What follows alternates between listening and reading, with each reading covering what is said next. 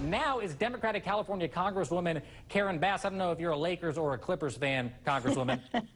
Lakers. Okay, there we go.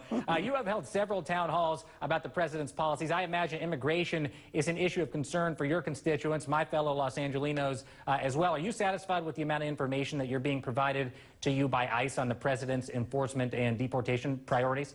Well, no, I'm certainly not. They have not been specific. But I'll tell you what I'm a lot more frightened about are the policies that the president just released yesterday, because although he is talking about just prioritizing undocumented folks who have committed crimes, if you read the documents that he has released, it actually is so general that I think that it reinforces one of his campaign pledges, which was essentially to have a massive deportation force.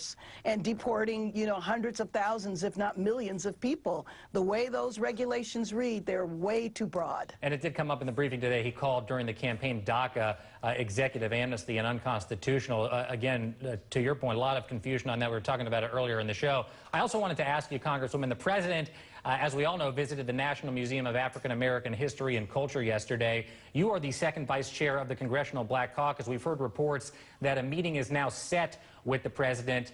When is that going to happen, and what did you make of the president's trip to the museum yesterday? Well, actually, the communication I received from our chair, Cedric Richmond, is that it is still being planned, so we don't have a definite date. I thought it was incredibly ironic that when the reporter asked the president, why does he think, racial difficulties still exist in our country, he was very vague, and he said, well, he really doesn't know. Sometimes it just explodes. He doesn't see his own responsibility. When you appoint somebody like Jeff Sessions with a long history of racial discrimination, when we don't know whether or not they will enforce voting rights, when you look at the issues that are important in the African American community, he released a 10-point plan for African Americans, which is beyond insulting and also very dangerous to the community. So if you look at education, if you look at health care, all the way down the line, he doesn't take responsibility for his own contribution to racial strife. He was the leader of the birther movement.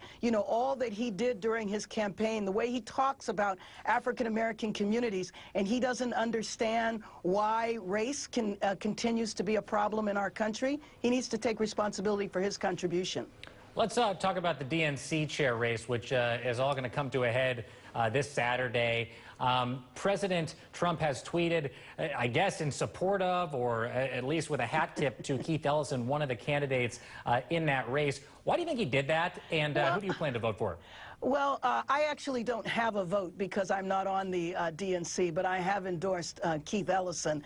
But let me just say that I think one thing that has been consistent about the president is that anybody that says anything that he conceives as positive toward him, then he has something to say. So I doubt very seriously he endorses Keith Ellison. I think he just said that Keith Ellison said that he was likely to win the presidency. So, who knows? Who knows? Fair enough. Congresswoman Karen Bass of California, it's great to see you. Thanks for joining us. Thank you.